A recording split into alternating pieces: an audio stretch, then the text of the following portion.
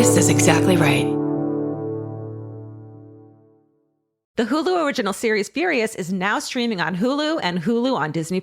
Starring Emmy Rossum as Alice Black, Furious follows a rookie FBI agent on the hunt for Catherine, played by Lola Pettigrew, a mysterious and calculating female serial killer. While Alice upholds justice, Catherine kills for it, terrorizing the rich and powerful men of New York in her pursuit of vengeance. With secrets that change everything, Alice discovers there's a thin line between hunter and prey. Watch the Hulu original series Furious. Now streaming on Hulu and Hulu on Disney Plus for bundle subscribers. Terms apply. Goodbye. The best time to think about home security is before you need it. That's exactly why there's Simply Safe. Traditional home security only alerts you after a break-in has already happened, and that's too late. Simply Safe is changing that. Simply Safe's US-based live agents identify threats on your property and help deter them so intruders never get to your house. The system is customizable so you can build one that fits your home and your specific needs. The 24/7 professional monitoring is effective and affordable and won't lock you into a long-term contract. I think that's what's so scary for so many people is that long-term contract. And like, whatever turns out you don't like it or need it,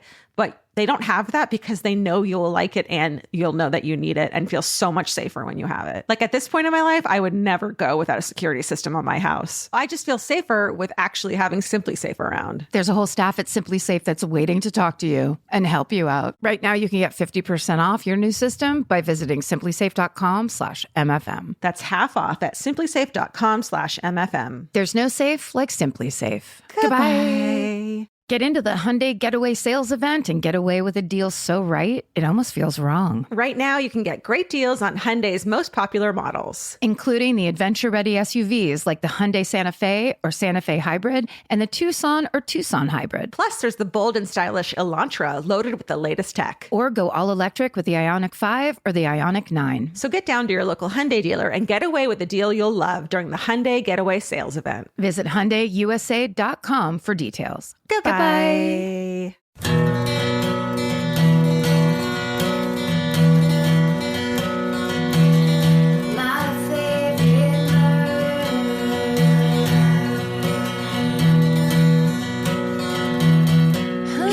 Hello. And welcome to My Favorite Murder. That's Georgia Hardstark. Hey, that's Karen Kilgariff.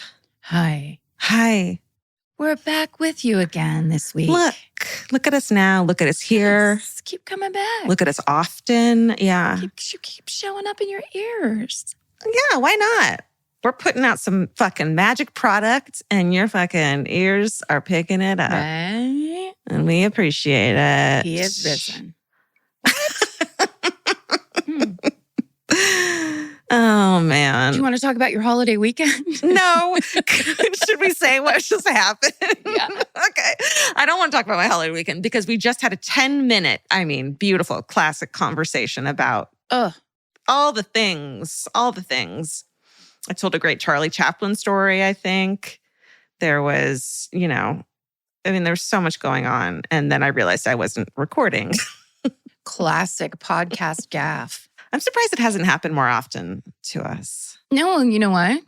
Because the birthday boy, Steven, he always checks and literally asks us repeatedly, are you recording? Is everyone recording? Steven. And we're always so offended, like, yes, I'm recording. Yes. And then until we're not recording. Honestly, until the one moment.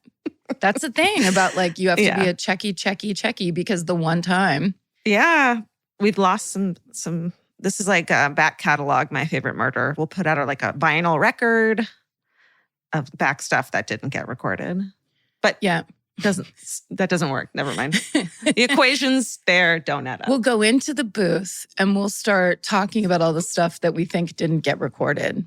All the lost conversations. Really Perfect. Solid stuff about very local restaurants. Yeah. And you know what I say, Georgia?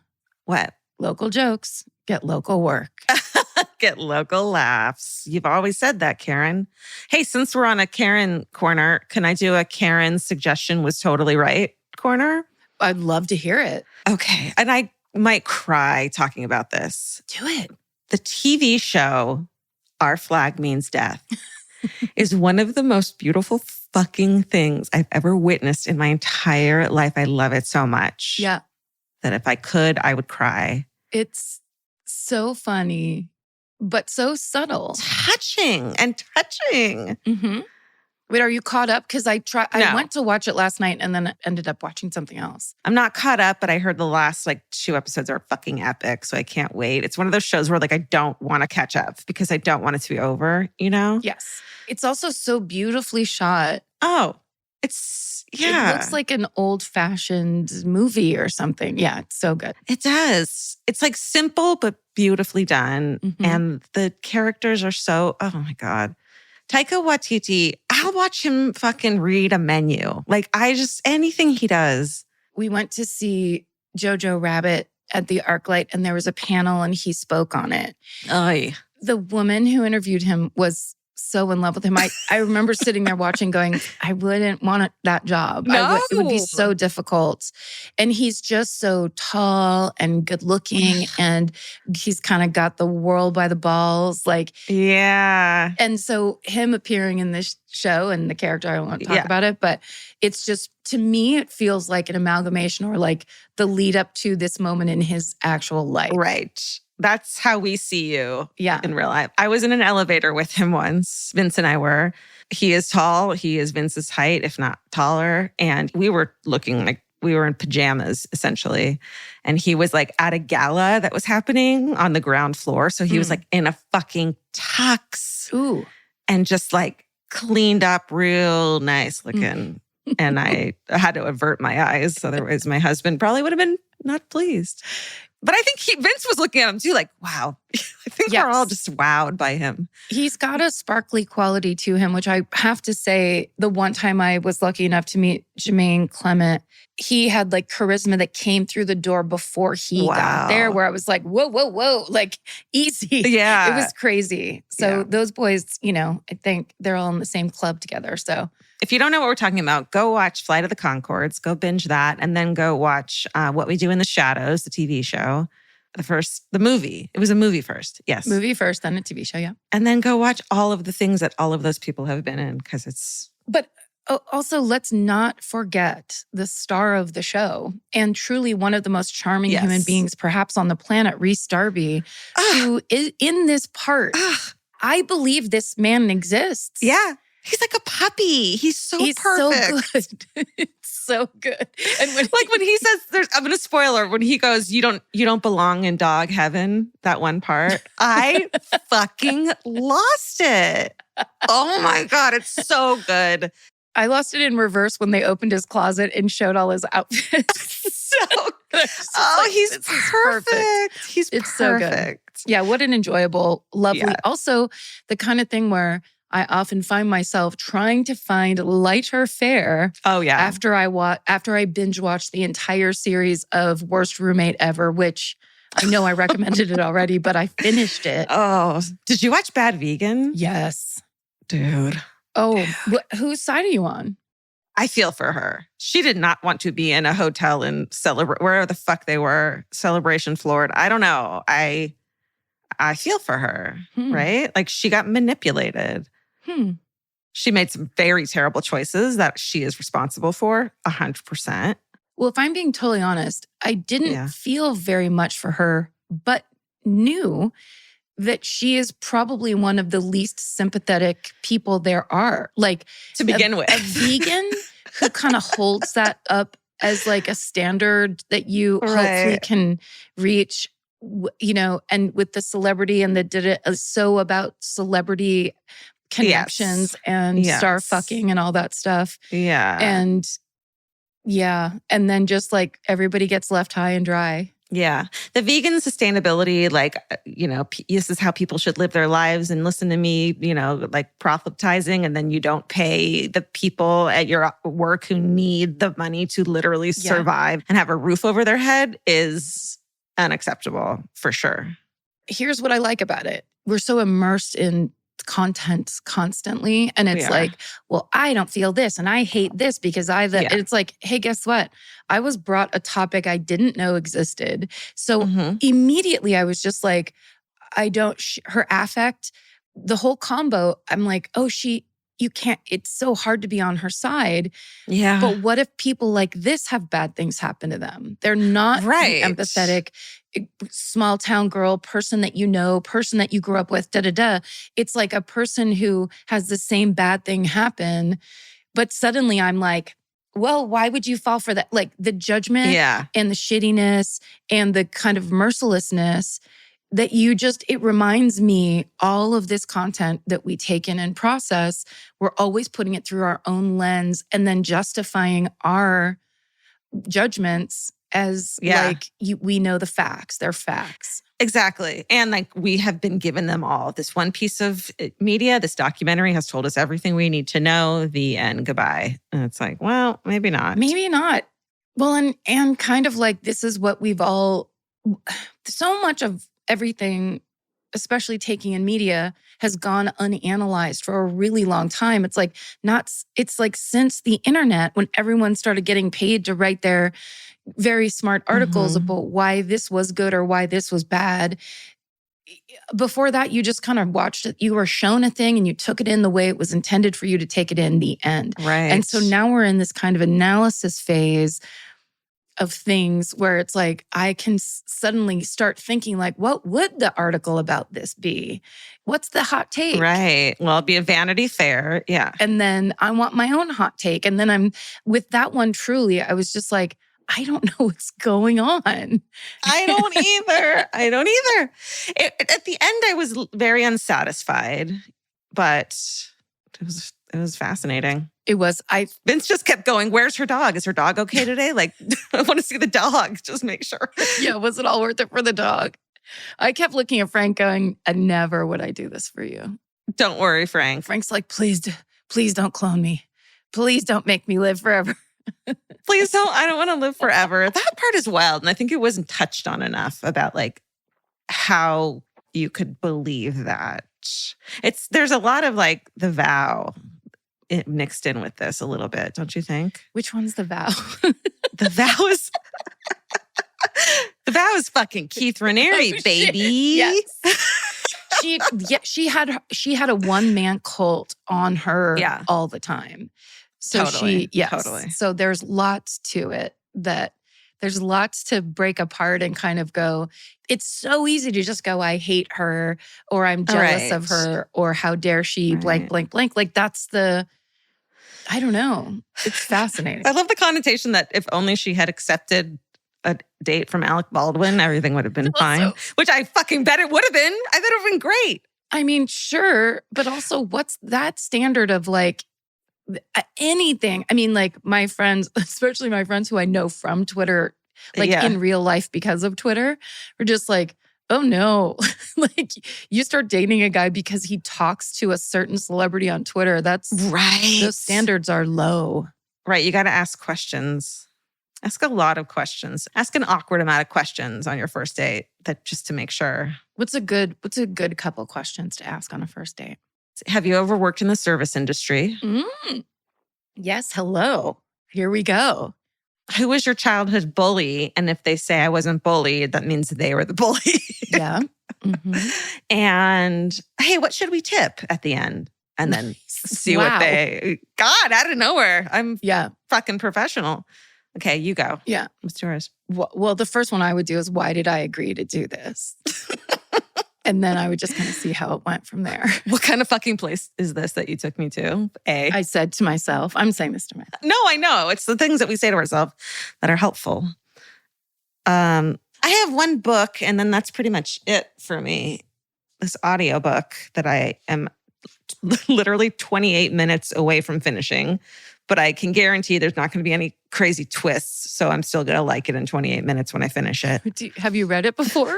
It's about the family surviving the Holocaust. So there's not going to be any twisteroo at the fucking end of it. It's just like, what? How do you know the book's going to end? I promise you.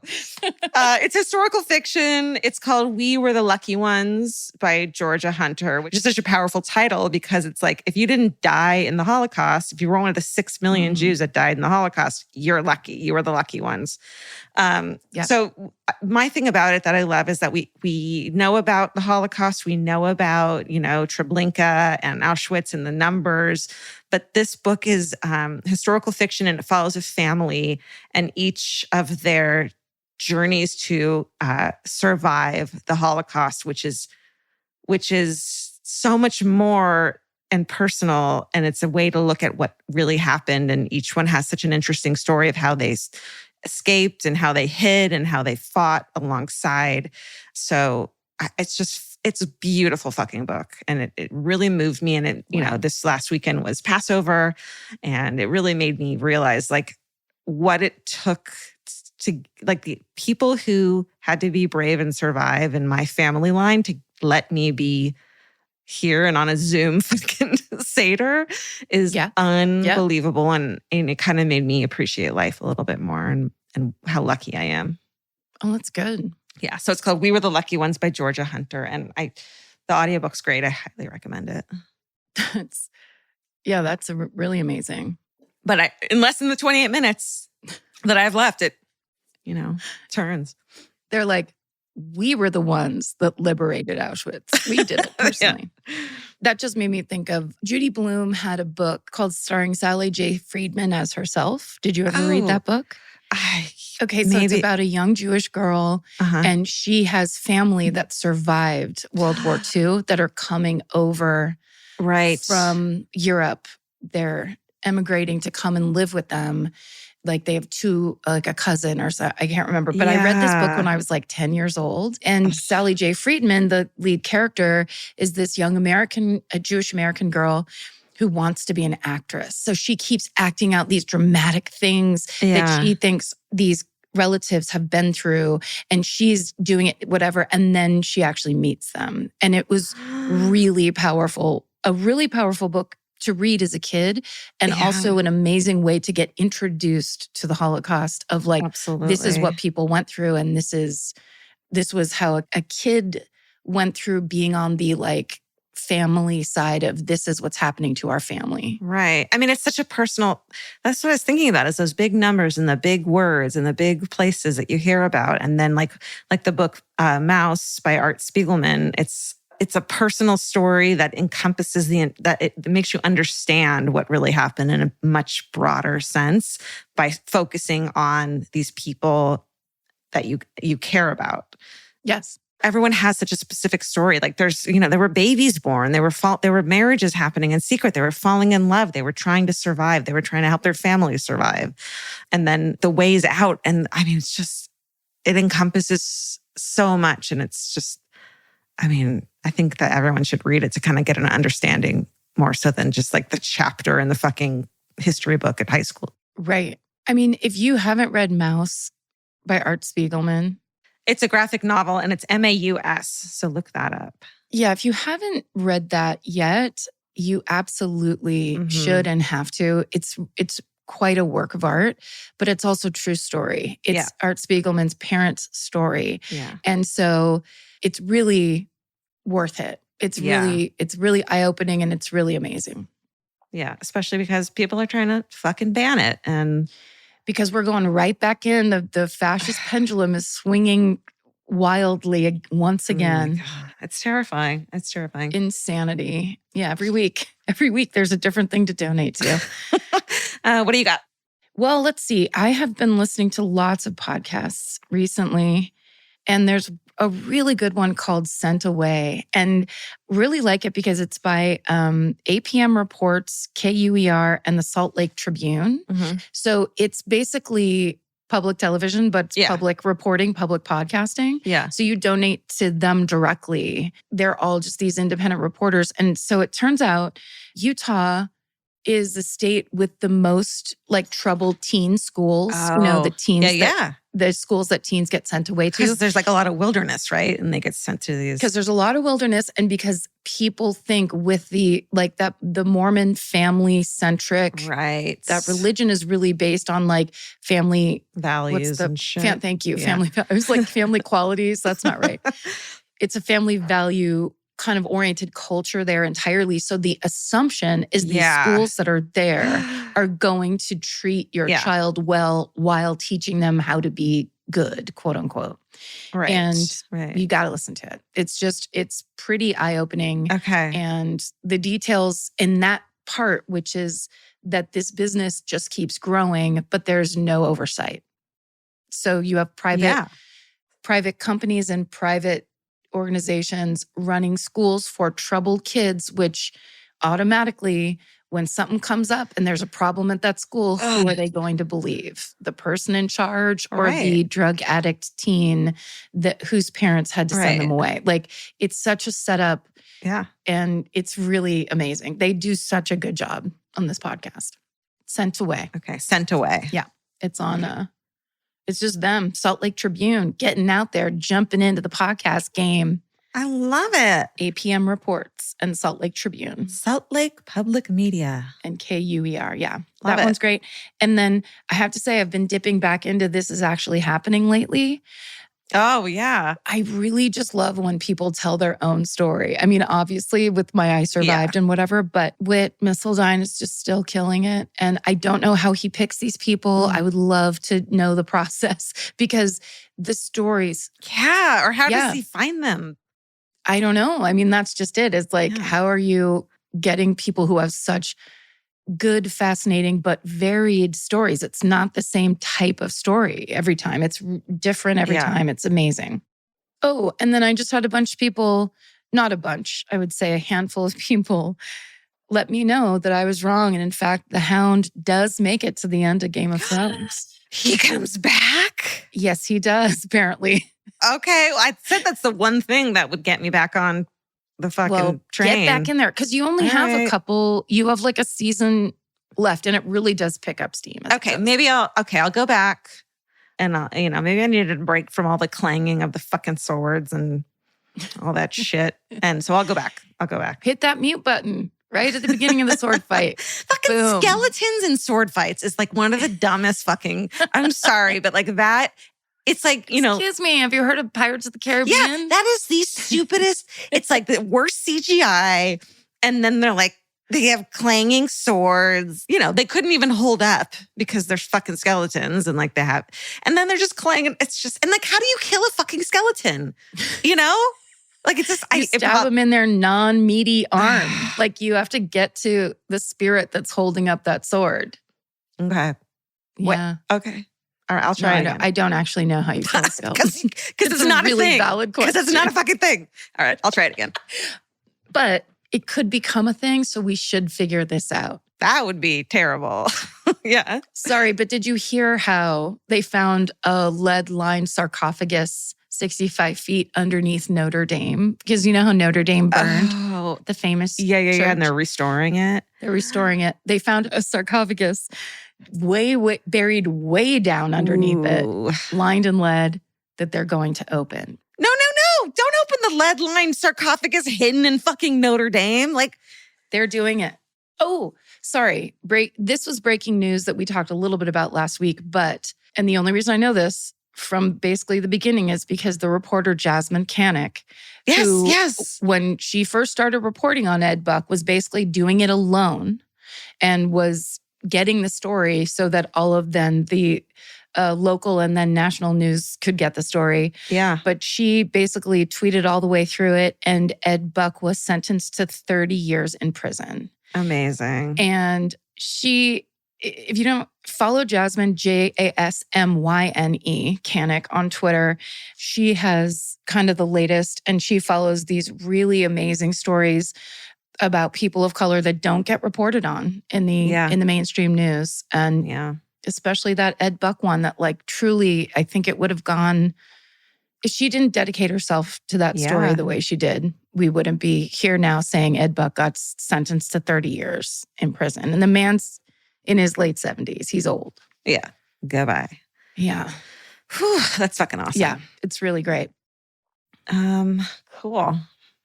I'm on an episode of my friend's podcast, Couples Therapy Podcast. That's really great. It's hosted by the hilarious comedian Naomi Ekperigin and Andy Beckerman. And they're a couple, and it's a really fun podcast with a lot of cool guests. And I'm on it, and I recommend it.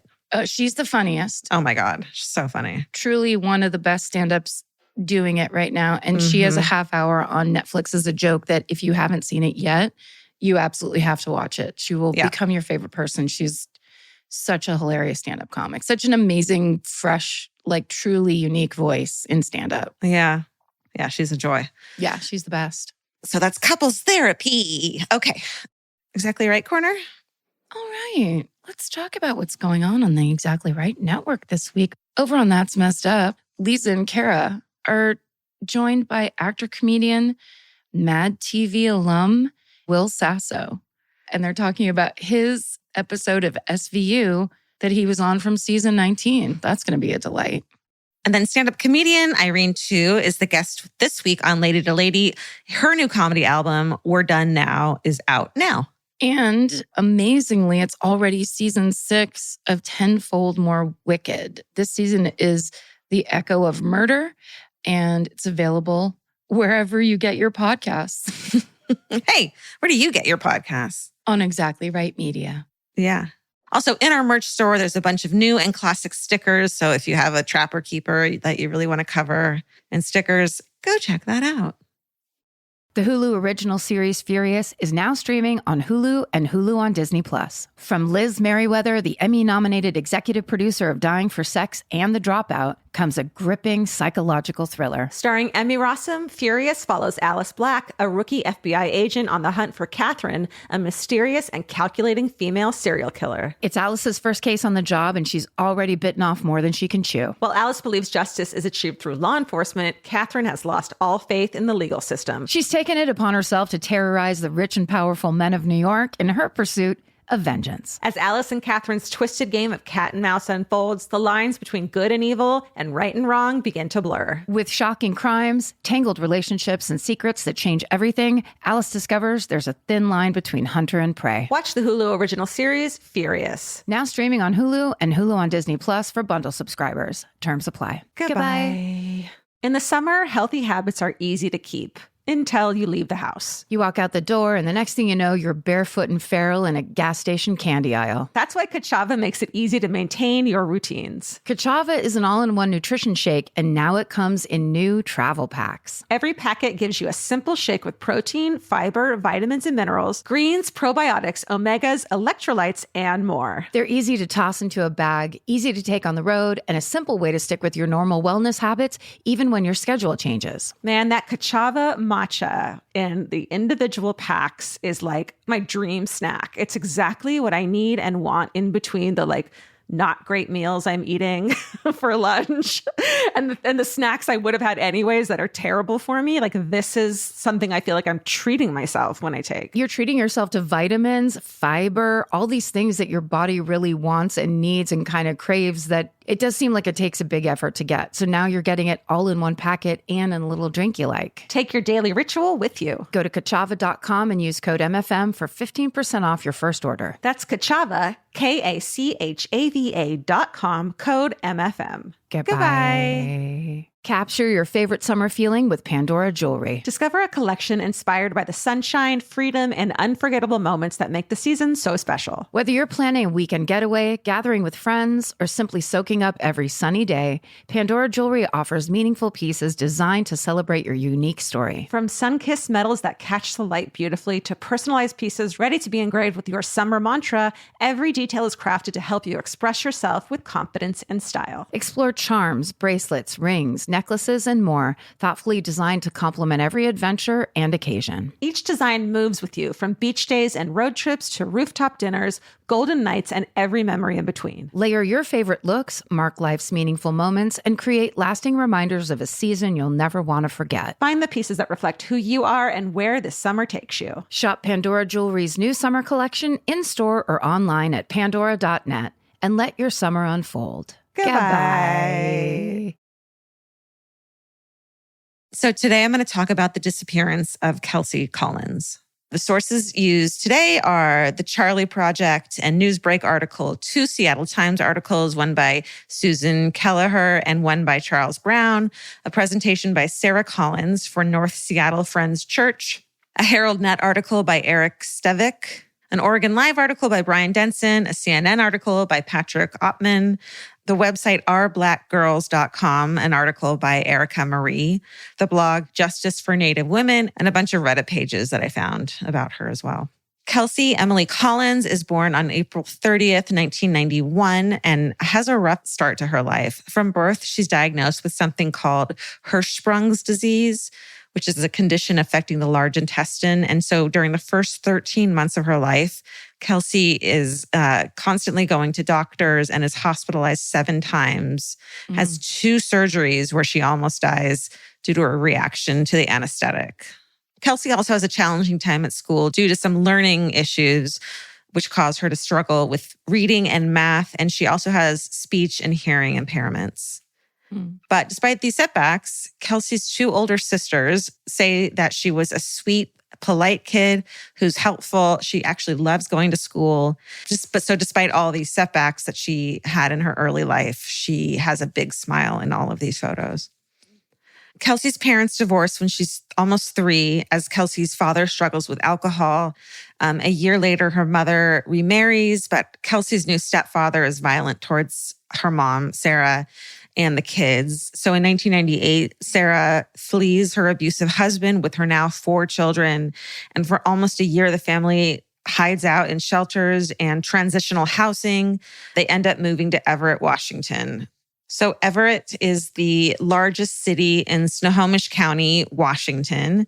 It's 25 miles north of Seattle.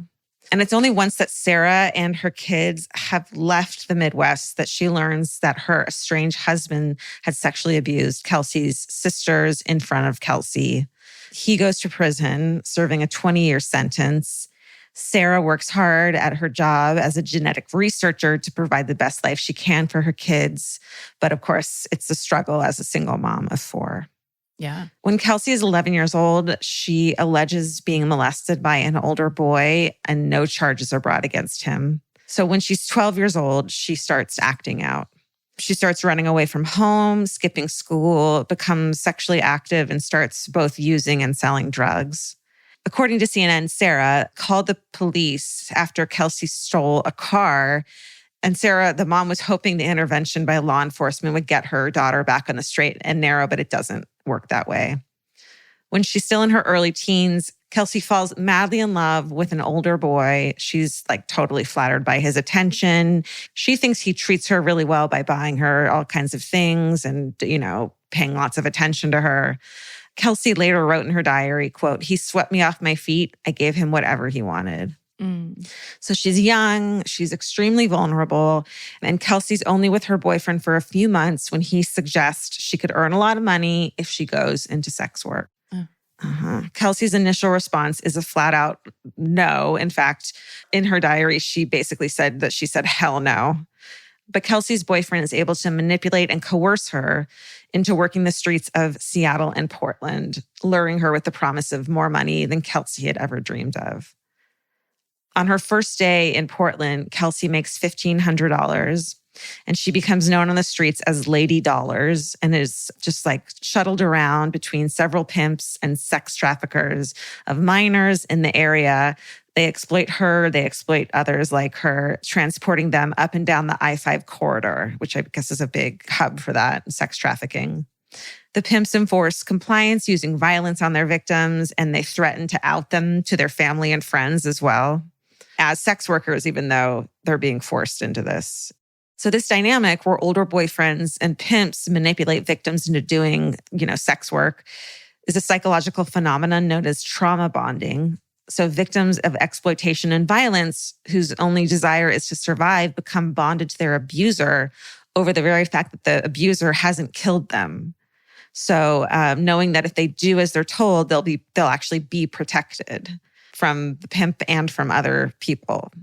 Of course, they're also isolated from anyone who could help them and any family or support system. So they're entirely reliant on the perpetrator. Kelsey's pimps subject her to vicious beatings, and one even slices her fingers with a box cutter. Meanwhile, her mother, Sarah, has no clue that Kelsey's being trafficked. She comes home every night and checks in all the time. She's still living at home. She's just kind of living this double life at this point. Wow. Yeah. That's crazy. I know. She's so young, too. So young. She's like, 13, 14. It's bananas. And then in late 2007, Kelsey is picked up several times by Seattle police for, quote, prostitution. And they treat her as if she is in charge of what she's doing as an adult. Kelsey's put in juvenile detention because in Washington at the time, it's common practice to do this to children under 18 who were, quote, selling sex. Washington law enforcement feels that at least if the kids are locked up, they're off the streets and away from the violent pimps. But of course, as we know, it's really just punishing children for being manipulated by adults. When Kelsey returns home to her mother's, there's occasions where she won't leave the house or even answer her phone, like she's hiding from someone. And around this time, Kelsey's boyfriend introduces her to a man named Donico. He's a pimp in his 30s, and he becomes yet another abuser, exploiting Kelsey for his own financial gain. When Sarah sees bruises on her daughter's body, she confronts her about the people that Kelsey's associating with. But Kelsey denies being abused, saying, her bruises are from an accident or a fight at school. But of course, her family doesn't believe her, but there's really not much that they can do. So in January of 2008, Kelsey, now 16, is picked up by Portland police for, quote, prostitution. But the response by the authorities is different than in Washington.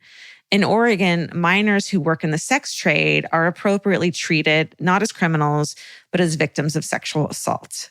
So Oregon police treat Kelsey this way and want to talk to her to find out how she came to be in the situation and see if they can help her out of it. So Sergeant Doug Justice, literally his last name is Justice, just spelled differently. He's the head of the Portland Police Bureau's Vice Squad, and he interviews Kelsey at her home about how she came to be trafficked. Sergeant Justice is a different kind of cop than the ones before who treated juveniles like as if they were doing this willingly. And he believes in the emerging idea that police should target the men who are forcing young girls to sell sex instead of punishing the girls themselves. And he calls sex trafficking, quote, domestic abuse on steroids. Ernest Allen, the president and CEO of the National Center for Missing and Exploited Children, said, quote, in the U.S., these are runaway, throwaway, or homeless kids. They feel a misplaced loyalty and fear for their safety. This is organized crime. When Sergeant Justice empathizes with Kelsey and she understands that he views her as a victim, not a criminal, which is the first time she's experienced this, Kelsey opens up to him about Donico and how he had been ferrying her between Seattle and Portland in order to pimp her out.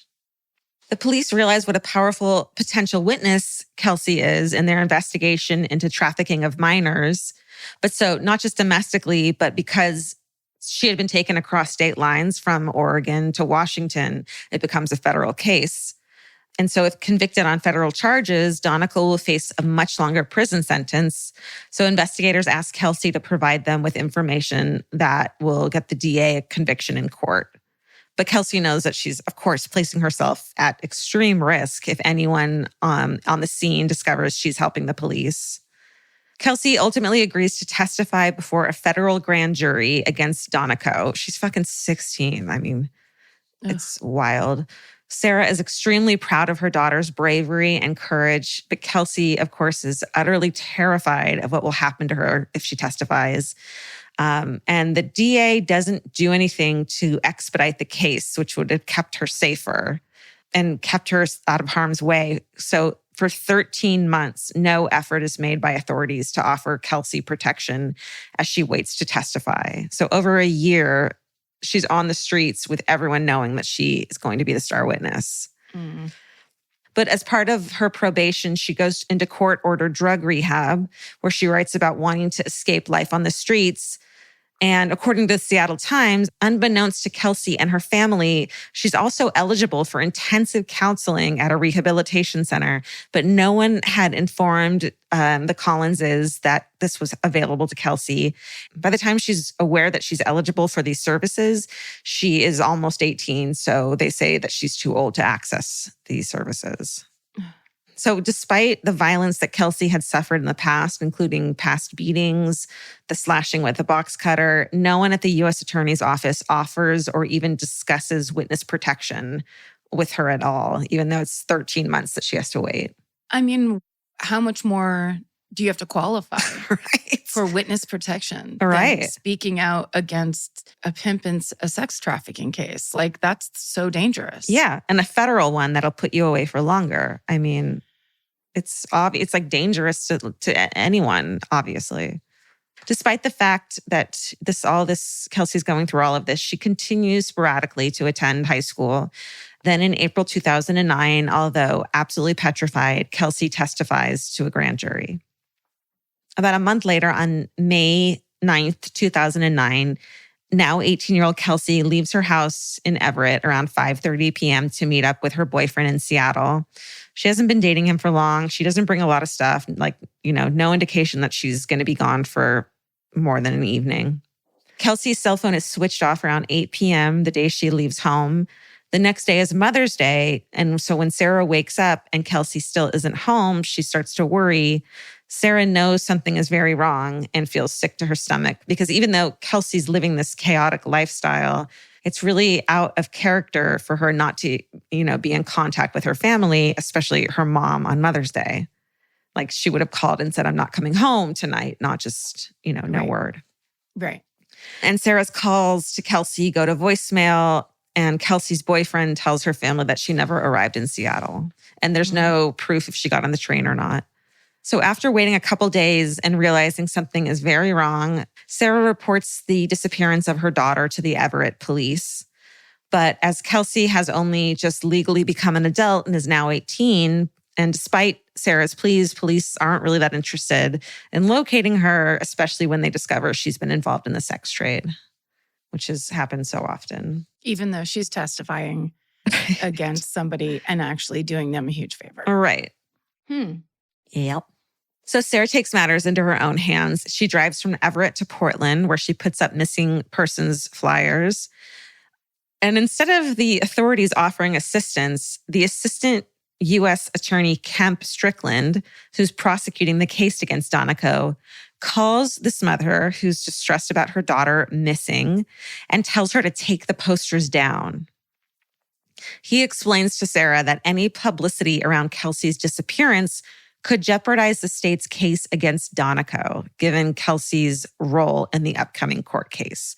So take the fucking flyers of your missing daughter that you're desperate to find down. You're going to ruin our case. They could have prevented their case being ruined by treating the people that were helping them with the case. Yeah. Like they were actually involved in very serious crimes that need to be prosecuted. Exactly. I mean, that's just unbelievably sloppy, like half-ass insanity. To call the grieving mother of a missing girl and tell her that is just... In June 2009, the grand jury indicts Donaco on transporting and trafficking charges after Kelsey had testified against him. If convicted, he faced a mandatory minimum 10-year sentence to a maximum of life imprisonment. The prosecutors read a statement to the court written by Sarah that says, quote, I am speaking to the court as the mother of a vulnerable child who was exploited and victimized. She is and always will be my child. I'm angry at predators like Donaco who exploit children at one of the hardest times in their lives, their teens. I am extremely proud of my daughter for her bravery and standing up to these cowards. I would ask that the court protect our children and communities by denying bail and remanding them into custody until trial. And she says this while her daughter is missing. Weeks pass and Sarah hears nothing about the status of the police investigation into Kelsey's disappearance when Sergeant Doug Justice, the Portland officer who originally interviewed Kelsey, calls Everett police to check up and find out what's happening in the missing persons investigation. A detective tells him straight out, quote, she's 18, she's a prostitute, so what? Now desperate, Sarah realizes that if she wants her daughter's disappearance to be taken seriously, she'll have to do the investigative work herself.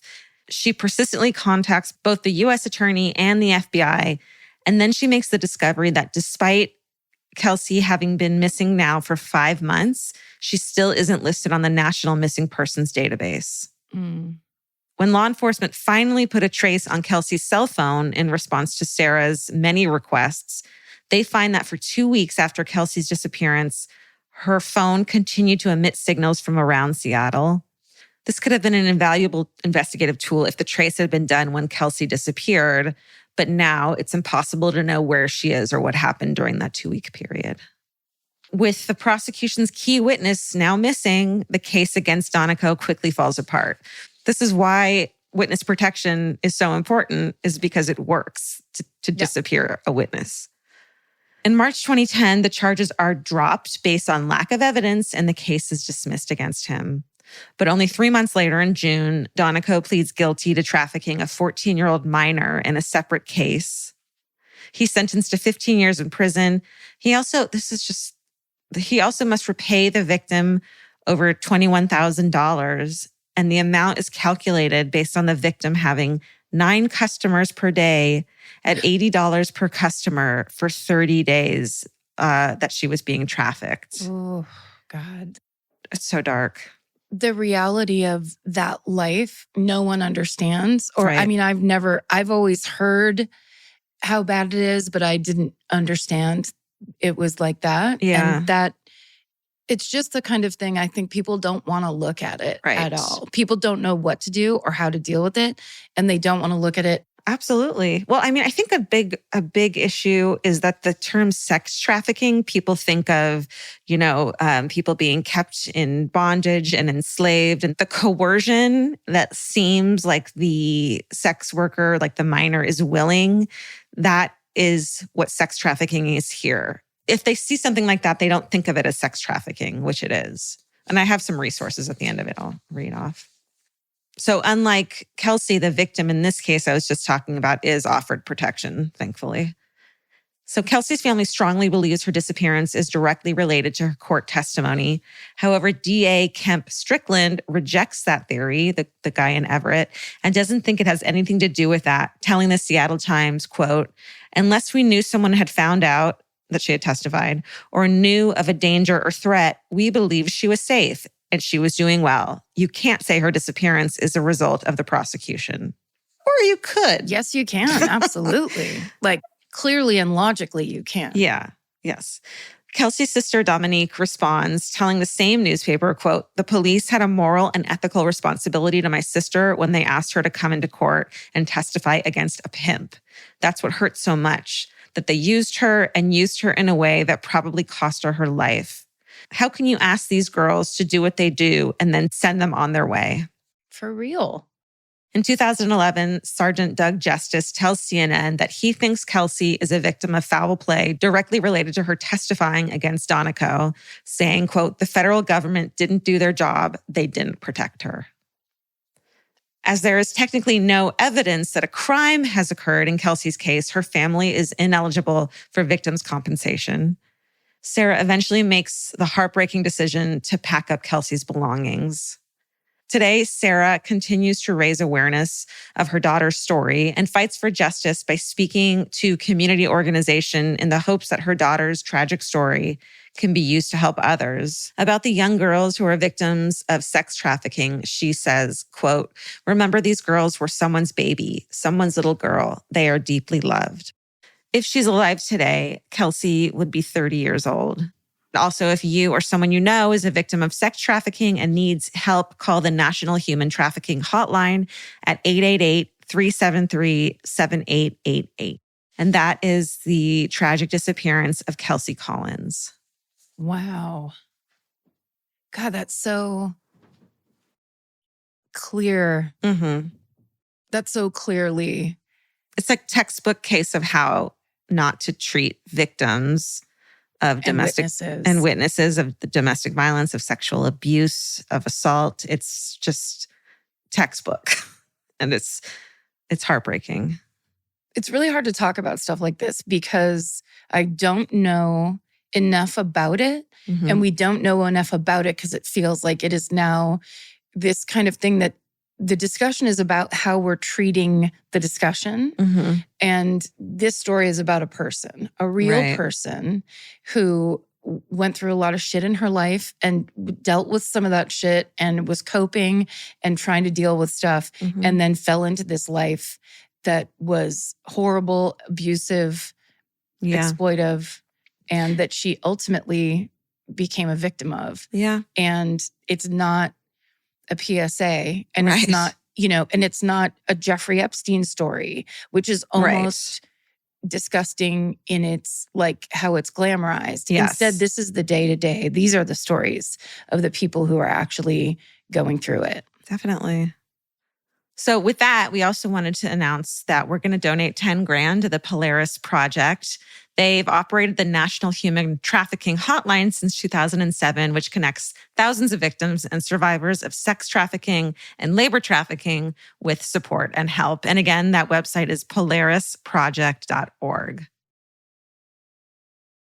The Hulu original series Furious is now streaming on Hulu and Hulu on Disney Plus. From Liz Merriweather, the Emmy-nominated executive producer of Dying for Sex and The Dropout, comes a gripping psychological thriller. Starring Emmy Rossum, Furious follows Alice Black, a rookie FBI agent on the hunt for Catherine, a mysterious and calculating female serial killer. It's Alice's first case on the job, and she's already bitten off more than she can chew. While Alice believes justice is achieved through law enforcement, Catherine has lost all faith in the legal system. She's taken it upon herself to terrorize the rich and powerful men of New York in her pursuit of vengeance. As Alice and Catherine's twisted game of cat and mouse unfolds, the lines between good and evil and right and wrong begin to blur. With shocking crimes, tangled relationships, and secrets that change everything, Alice discovers there's a thin line between hunter and prey. Watch the Hulu original series, Furious. Now streaming on Hulu and Hulu on Disney Plus for bundle subscribers. Terms apply. Goodbye. Capture your favorite summer feeling with Pandora Jewelry. Discover a collection inspired by the sunshine, freedom, and unforgettable moments that make the season so special. Whether you're planning a weekend getaway, gathering with friends, or simply soaking up every sunny day,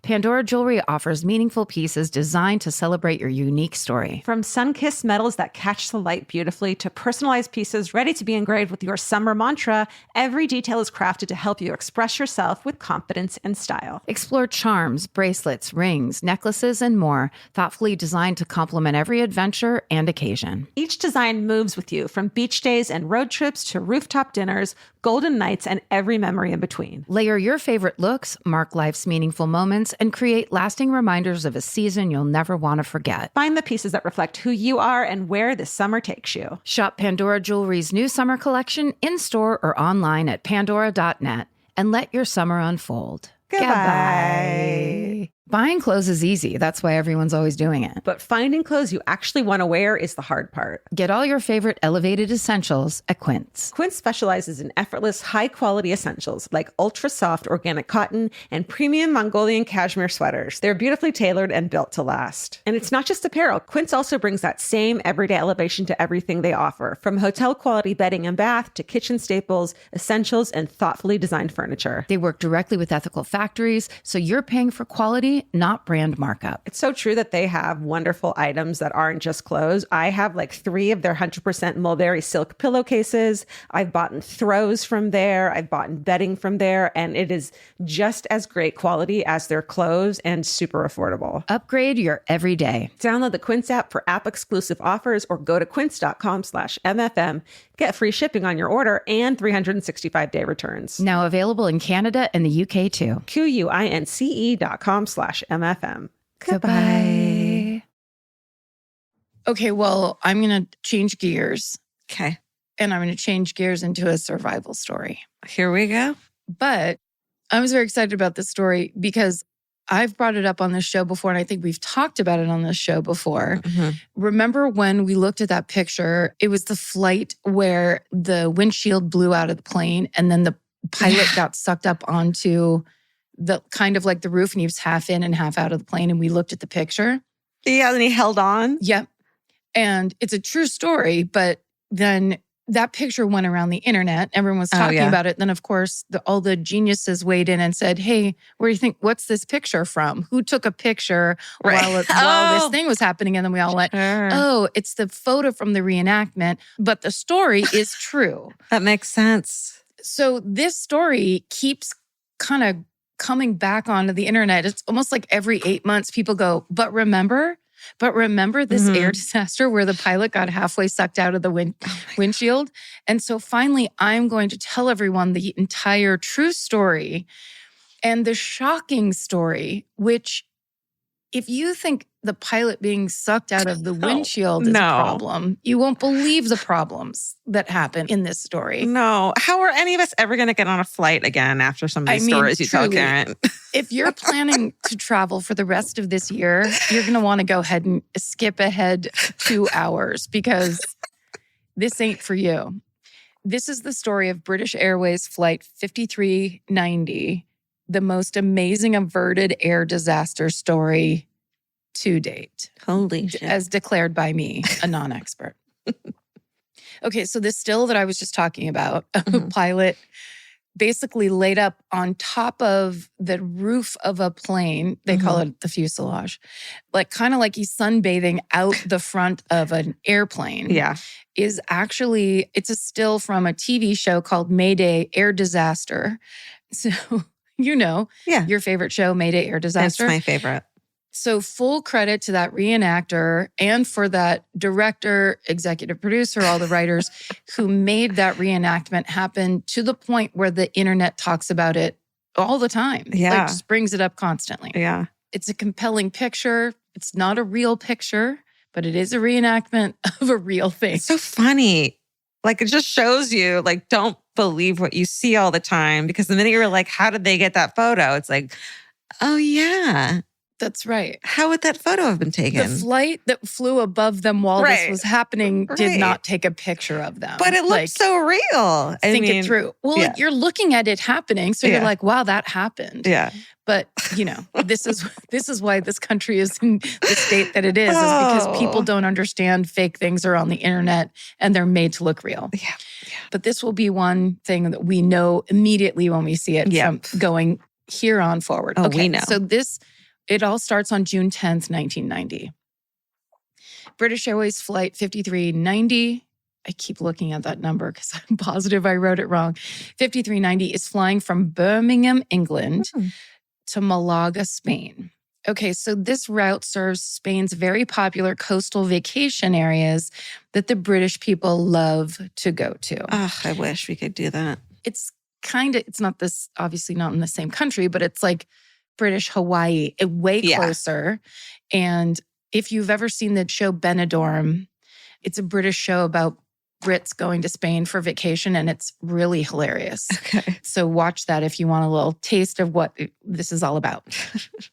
So it's popular, and it's that kind of thing like when you're flying to Hawaii where everyone on the plane's in a good mood because you're all just going to one spot for one reason.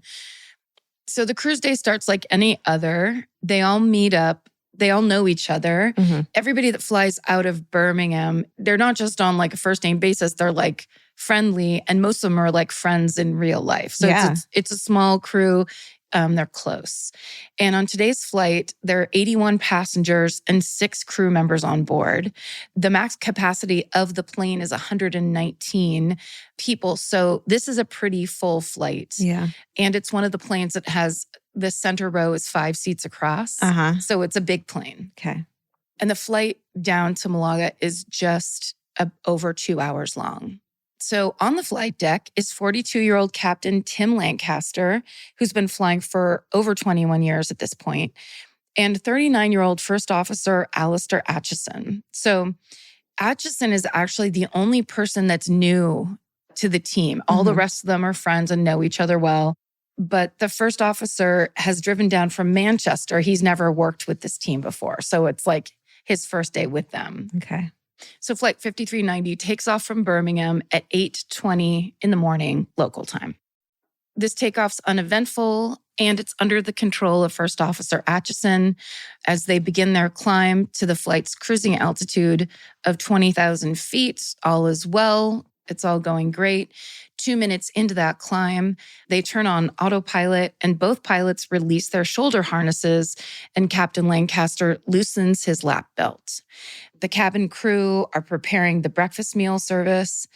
Of course, I tried to look up what delicious things they might be serving for breakfast on a British Airways flight in 1990. I only want to know. A photo of that? They only did first class stuff. There was stuff from other airlines, but I couldn't find it. There are a lot of like those stacked up cheese sandwiches and cups of tea, but I couldn't get anything specific. Thank you for trying. that's the kind of thing that like, then I go down that rabbit hole and 2 hours later, I'm like, oh, now I don't have I'm running late.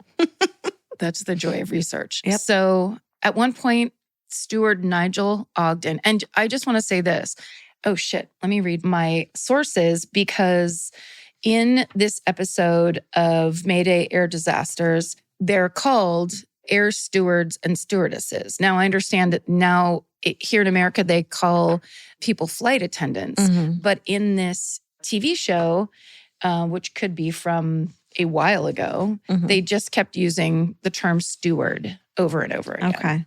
So whatever reason, that's not used anymore. And maybe it's because of the feminization of stewardess and or whatever. I'm not sure. And flight attendant is more like covers everything. Yes. But in Mayday Air Disaster Season 2, Episode 1, entitled Blowout, they call them air stewards. So that was the main source, because that's where you got all the people telling their own story firsthand, which was mind-boggling. They have the crew, they have both pilots, they have the air traffic control. Oh my God. I mean, they have everybody that had to deal with this. Oh my They have God. people who were on the plane telling how it Wow. was. I mean, it's truly mind-boggling.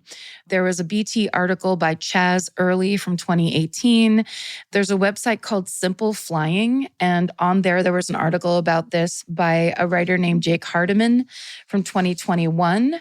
And of course, the British Airways Flight 5390 Wikipedia page, those were my sources. All right.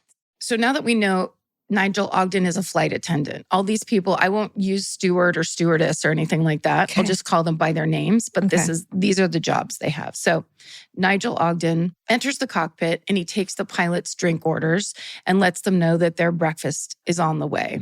So it's basically business as usual. Mm-hmm. And then 13 minutes after takeoff, at an altitude of 17,300 feet, there is a loud body-shaking explosion as the windshield on Captain Lancaster's side of the cockpit explodes and blows out into the air. And Captain Lancaster himself describes seeing this firsthand, where he said it shot away like a bullet into the air. And then... So it wasn't like a thing that like, you know, a bomb or like a gun that caused it. It was just like, oops, there goes the windshield. Yes. It was like there was a little bit of a noise. This is how they did it in the reenactment. Kind of like a, wait, what's this? And then, and like worst case scenario, right? Like that whole idea of like, there's a huge hole in the front of the plane. Oh my God. So the windshield shoots off and the captain watches it happen and then immediately gets sucked out of the plane. But as he goes out of that hole, his legs catch on the flight controls in front of him. So he's holding himself in from basically the knees down by the flight controls. Right. So that's just kind of miraculously, he was able to catch that. And it's probably because he got sucked out of his lap belt. If he had the shoulder strap on, then he would have been in that, you know, really crazy strong suction. But because the top part was off, he got kind of like sucked out like a second later. So he was able to like hold on by basically his knees and like the lower part of his legs. Yeah. But that then was pushing the controls forward all the way. Oh. So it forces the plane to go into a nosedive. And then the suction. So all of this, I'm going to be telling you this, and it's going to seem like it's happening over a long period of time. Yeah. But all of these things happened almost simultaneously. Yeah. So that happens. There's now an open window on a plane that's at 17,000 feet. So the wind that was now in the cockpit was going 350 miles an hour. Oh my shit. So let me just tell you super quick, and I looked it up. We judge tornadoes on the Fujita scale, F1 to F5. F1 being the calmest kind of tornado, and F5 is what they call an incredible tornado. And that is measured to get to an F5, the wind has to be going 261 to 318 miles an hour. Oh my God. So what was happening in the cockpit was stronger than the strongest tornado. Oh my God. So immediately a fog appears in the cabin. Okay. Because of the decompression and everything that's happening. Aside from everything in the cabin being sucked forward out that hole. So papers, anything that could be was sucked forward. There was just debris flying through the air. It was just like suddenly in the plane there was a tornado. Have you ever been in a tornado? No. Me neither. People email us your hometowns about being in a tornado. I'm so curious. God. Even being slightly near a tornado. Yeah. What was like the tornado that you remember the most? Like, tell tornado us. Stories for sure. Yes. And this is whatever story they tell. Yeah. This is worse. And it's in this is a bigger airplane. tornado. Yeah. It's in an airplane. Okay. So not only that, but this explosion causes the cockpit door to collapse inwards. And basically it gets sucked forward. The door Oh my God. gets sucked forward and jams onto that control panel that's between the pilot and the co-pilot. Yeah. So the co-pilot, Alistair Atchison, I mean, everyone's name is the most British name in this story, by the way. Great name. When the cockpit door hits the control panel, it jams the throttle. So the plane isn't just in a nosedive, it's speeding up as it's going down at the rate of nearly 400 miles an hour. That's going down 80 feet a second. No. And it's all happening simultaneously. So Oh my God. First Officer Atchison has to, recover from the shock of a sudden explosion 2 feet away from him, like right there. And then realizing that the pilot who's supposed to fly this plane is halfway outside of this window. And then he realizes now we're nosediving and increasing speed. Oh my God. And don't forget there's a tornado, which is also making it freezing cold. Oh yeah. Because they're so high up. Yeah. It's freezing cold. And it's so loud, no one can hear. It's like beyond loud. Right. So no one can hear anything and he can't hear. He immediately starts calling Mayday to air traffic control, but he can't hear if they can hear him. So he Right. just keeps calling Mayday. So don't forget there's a fog in the cabin, which imagine if you already have like, oh, the plane is crashing. Yeah. But then all of a sudden you just kind of can't see because there's so much condensation in the air. How fucking creepy. And it's freezing. I hate it. I hate it all. So Nigel Ogden, he basically is up doing the breakfast service. He's up close in the front of the plane. He looks into the cockpit and sees the captain is half out the window. This is his quote from Mayday Air Disaster. He says, quote, "So I looked in and the flight deck door was resting on the controls and all I could see was Tim out the window. I jumped over, I put one foot in the captain's footwell and the other was down on the side of his seat. And I grabbed him before he went out completely." Oh my So God. Nigel basically jumps forward and has to grab the captain by his belt and pull him backwards to keep him inside. Badass. While it's freezing in a tornado, he went into the tornado. Yeah. And also the suction force that's pulling him out is stronger. It's not just him pulling the weight of a human body. It's almost like couldn't have had time to think about it or he wouldn't have done it. And maybe, you know what I mean? Like, and that's why it worked, is he just fucking acted. And it's so funny because this week I saw like a video montage of the flight attendant training. And it is so intense and so like the things you have to do to pass like flight attendant school are so crazy. So that makes complete sense that he just like went for it. Yeah, you have to be the kind of person that is a first responder mentality that isn't going to sit there and go, what about me? You have to do the thing that's going to save people, help people solve the problem. Right. Yeah. And clearly he had that like times 20. Oh, so as they're in their nosedive, Atchison also realizes that they are now crossing over some of the busiest air lanes in the world. So they are having flown south from Birmingham. They're now down, they're still north of London, but they're coming down close. They're northwest of London. So Heathrow is one of the busiest airports in the world, which means there's flights coming in and out from everywhere. Holy shit. Coming there. And they're crossing over all those lanes. Oh my God. So he's like, this could be the problem. All of these horrible things happening simultaneously. Or we could just get into a midair collision because air traffic control doesn't know what we're doing. Totally. And they're out of contact because Atchison can't hear anything and can't explain anything. So now who they call the lead steward, but he's basically, the head flight attendant of the flight. His name is John Heward. He gets up to the cockpit. He sees the chaos inside the cockpit. He sees his friend Nigel, who is now basically pulled across the captain's seat. So whereas he started at this anchored position, holding him back, at this point now, his full body is extended and he's laid out trying to keep the captain inside with all his strength. And that's when John sees the cockpit door jammed against the control panels. So he goes forward and stamps on it twice and basically breaks it into 3 parts, picks it up and throws it out of the cockpit. Damn. So now all those controls that the door was basically pressing on and fucking with, now that's stopped. Okay. Thank God, right? Then he loops an arm. He sees there's the jump seat, right, that's there in the cockpit. So he knows he has to anchor himself. So he puts one arm under the seatbelt that's in the jump seat. And then he grabs on to Nigel and Captain Lancaster. Only minutes have passed, but the air around them is minus 17 degrees Celsius, which is 1 degree Fahrenheit. So it's 1 degree in the cockpit right now. Shit. And the suction force pulling on Captain Lancaster's body is the equivalent of 500 pounds. What the fuck?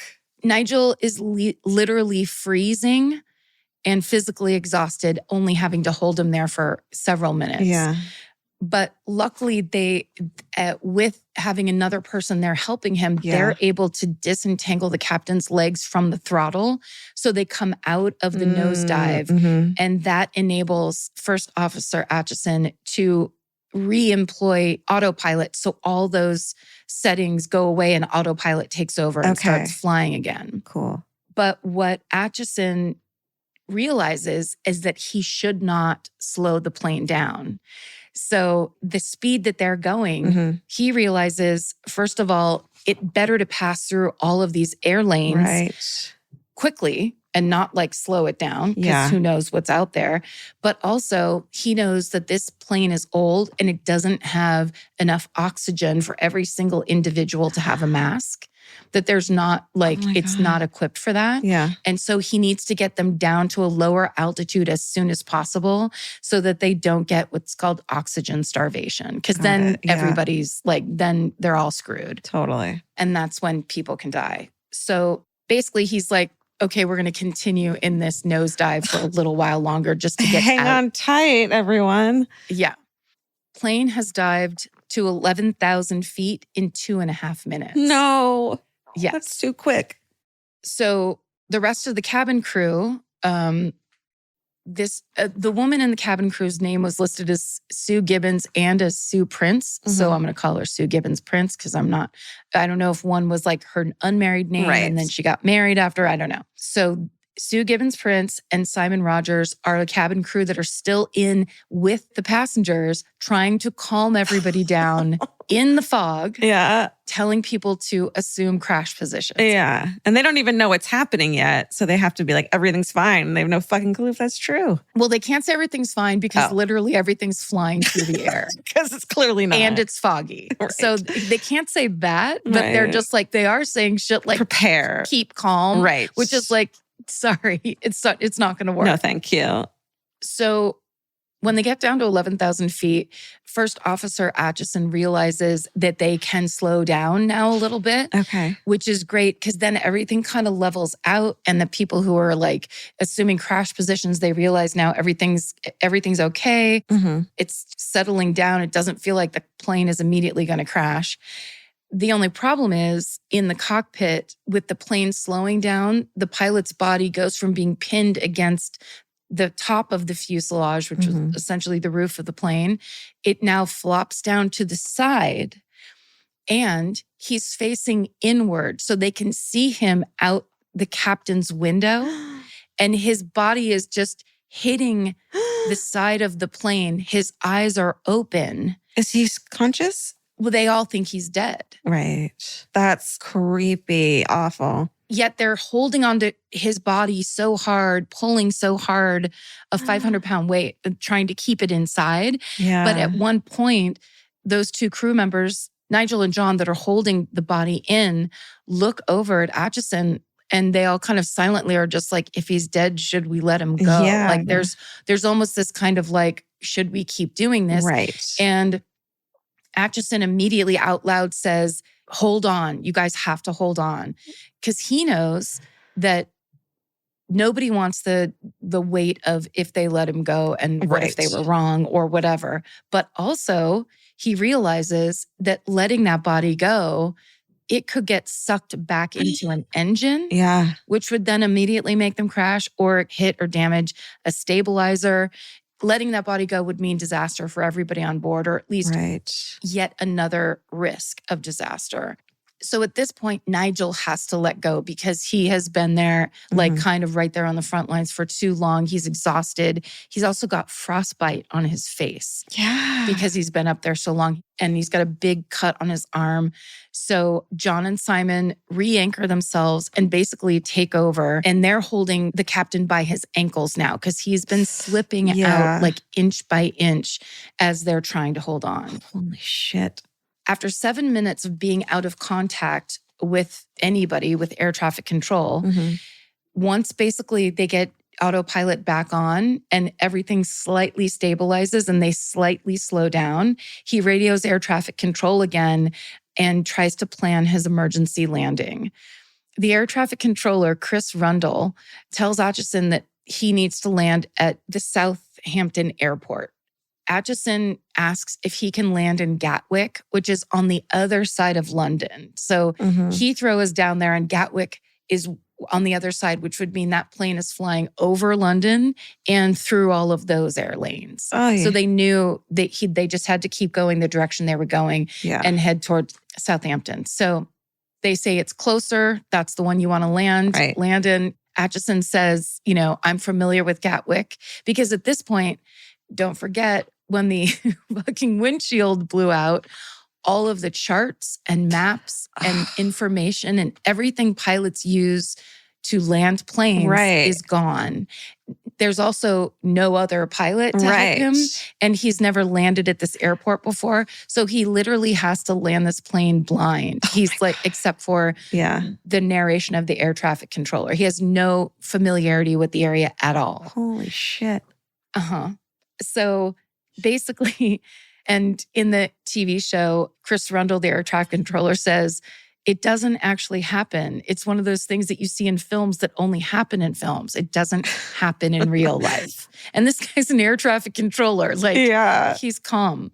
So Rundle contacts emergency services to meet this plane on the tarmac. And then he tells Atchison that he will talk him through landing at Southampton. And Atchison says back, as long as I have 2,500 meters, I'm happy. And Rundle says, you have 1,800 meters. So this is not the standardized runway size. Yeah. And Atchison was kind of trying to be like, I can do quippy. this. Yeah. And so then, but he's like the consummate pilot, nerves of steel. When he hears that it's only 1,800 meters, he says, I'll make it work. Amazing. Now, this is not like anybody needed any more bad news about this plane, but it just took off 20 minutes before, so it's full of fuel.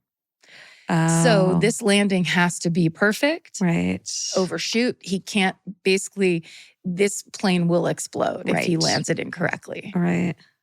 So basically, he gets talked into being able to get lined up. So once he sees the runway, he's like, okay, I got this. So air traffic control says, do you want us to talk you all the way through the landing? And he's like, no. And so everything goes quiet. And now it's just all on Atchison to land this plane. And he does it. He lands the plane. He lands it safely. Nothing else happens. All of the emergency vehicles are waiting on the tarmac. There's ambulances. There's everything. Everyone is waiting there. They pull the captain's body back inside. They get him onto a gurney. They get him into an ambulance. At that point, Captain Lancaster was pinned outside the airplane for 20 minutes. Holy shit. He had frostbite, bruising. He was in shock. He had fractures to his right arm, his left thumb, and his right wrist. And that's it. He survived. My God. He survived. I bet he has no memory of it, right? He's probably unconscious the whole time. I can tell you. Oh, Because he no. talks about it in Mayday Air Disasters, Season 2, Episode 1. Nigel Ogden dislocated his shoulder and he had frostbite on his face and an injury to his eye. And other than that, there were no injuries for anyone on this flight. The fuck? Which is mind-boggling. Yes. The window was open during the flight. Someone rolled the window down on a fucking mid-flight. Even just shit flying around. Yeah. No one got hit in the head and got a concussion. Like, yeah. That was it. No one got burnt by tea, the tea they were serving. Right. I mean, the basics of British risk. In Mayday Air Disaster, Captain Lancaster talks about hearing a weird noise, hearing a loud explosion, watching the windshield fly away in front of him as fast as a bullet, and then getting the sensation of getting sucked out, the sensation of being outside, and then which he says, I didn't mind that much, which is so fucking British. It's insane. You didn't mind? He didn't mind that much. No bother. What he did mind was the fact that he couldn't breathe because he was facing into the airflow, like coming at him. So he was able to turn his body so that he was looking back at the back of the plane so he could catch, and that's when he was able to breathe. Right. So he basically was doing that for a while and then eventually lost consciousness. So he was conscious as he was outside of the plane for a while. Fuck that. I mean, I don't envy him whatsoever. No. Then he became conscious again, seeing red and white, like red lights and bright lights. And then he was in the ambulance.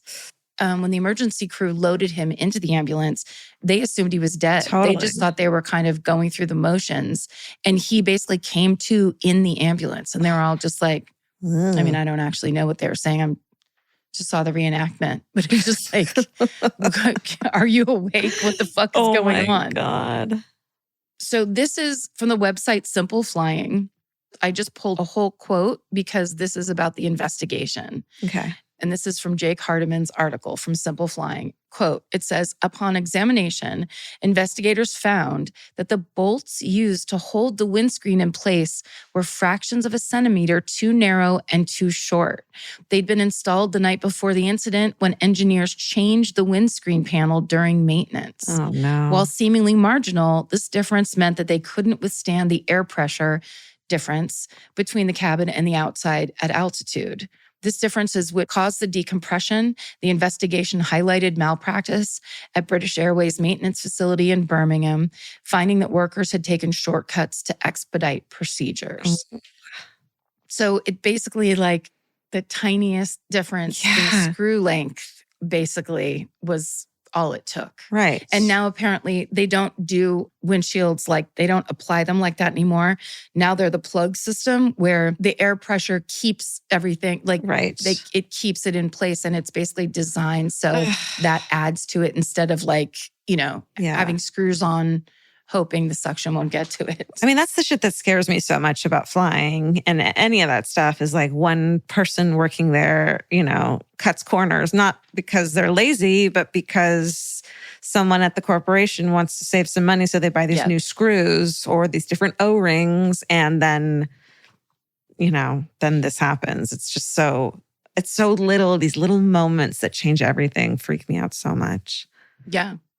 Well, and also they don't have to happen on an airplane. That's the thing I always tell my sister, where it's like, if you're worried about that, why don't you worry about it when you drive to work every day? Because you don't. Right. You don't even think about it. Because you're flying the plane, so you think you have more control. Yeah, that's right. And because you put that windshield on the car, so you know everything about it. Oh, and just so you know, the Simple Flying website, they have a podcast. Oh. So if you're interested, and it's described as a roundup of the latest aviation news. What do you mean? And they literally talk about airlines and the different stuff airlines are doing. So if you're like obsessed with flying, and you're really into it, you might want to listen to the Simple Flying podcast with Tom and Joe. And that's Joe, J-O. It's a girl. Cool. Also, Oh, I just put this at the end. This has happened twice before.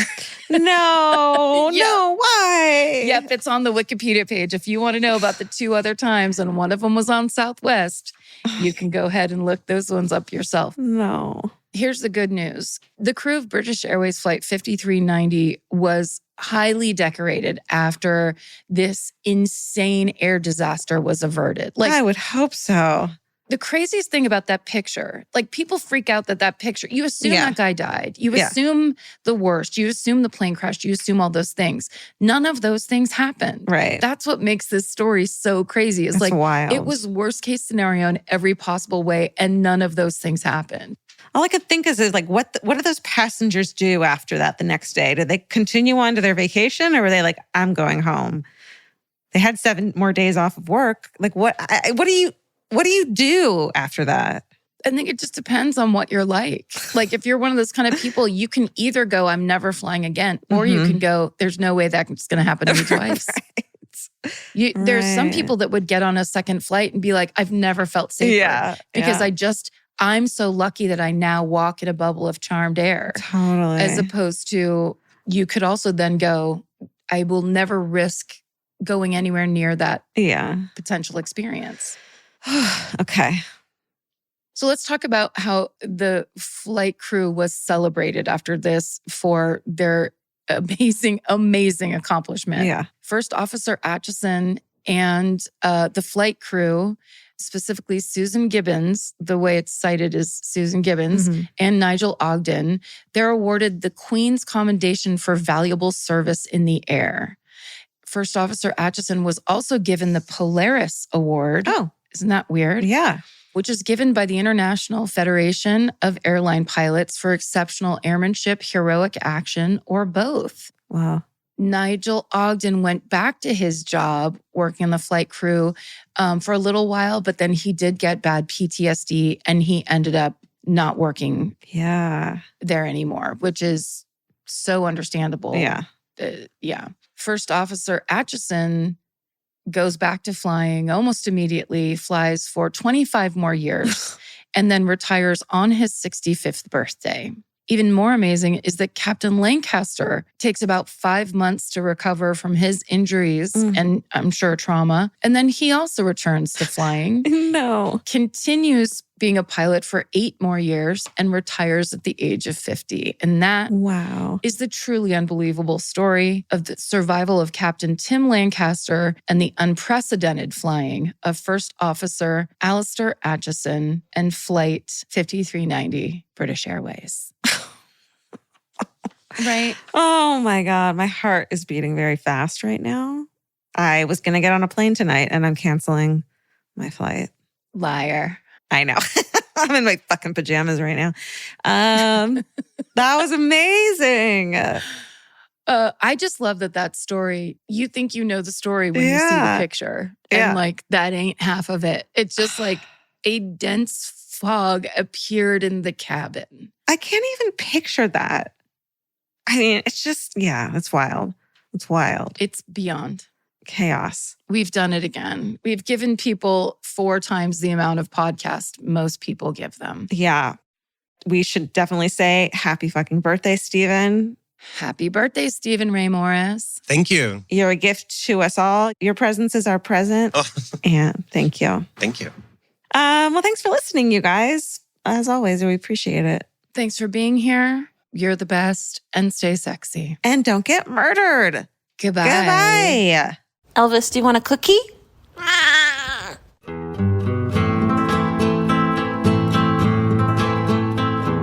This has been an Exactly Right production. Our senior producer is Hannah Kyle Crichton. Our producer is Alejandro Keck. This episode was engineered and mixed by Stephen Ray Morris. Our researchers are Gemma Harris and Haley Gray. Email your hometowns and fucking hoorays to myfavoritemurder@gmail.com. Follow the show on Instagram and Facebook at My Favorite Murder and Twitter at My Fave Murder. Listen, follow, and leave us a review on Amazon Music, Apple Podcasts, or wherever you get your podcasts. And don't forget, you can listen to new episodes 1 week early on Amazon Music or early and ad-free by subscribing to Wondery Plus in the Wondery app. Goodbye.